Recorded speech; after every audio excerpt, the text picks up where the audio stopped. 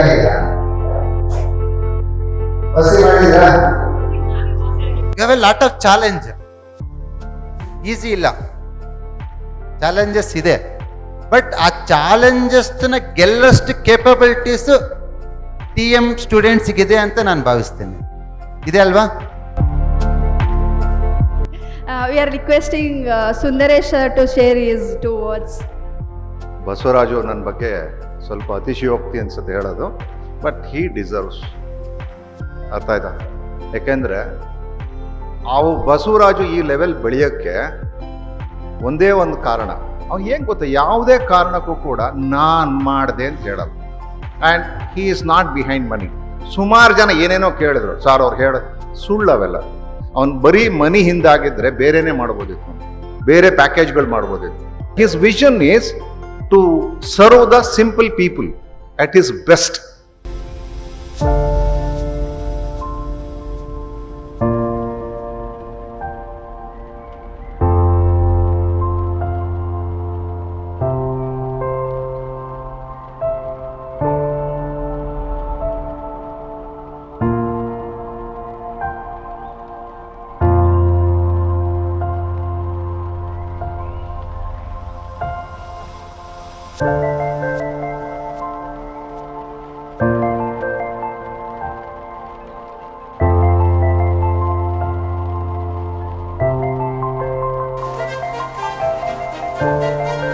Bindya KN.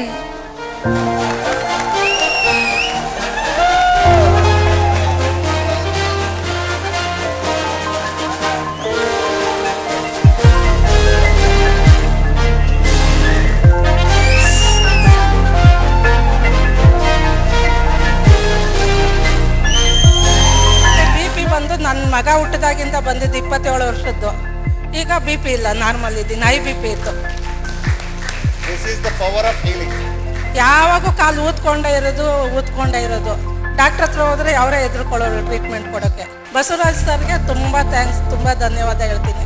ನಾನು ಇಷ್ಟು ಮಾತ್ರ ನಡೆದು ಇಲ್ಲಿವರೆಗೂ ಬರೋವರೆಗೂ ಮಾಡಿದ್ದಕ್ಕೆ ನಾನು ತುಂಬ ಆಭಾರಿಯಾಗಿದ್ದೀನಿ ಸರ್ಗೆ. You healers, get that message. Anything, everything is possible. God has sent you here to cure yourself first, and then others. Automatically your family members. Initially nobody will believe, everybody will laugh at you.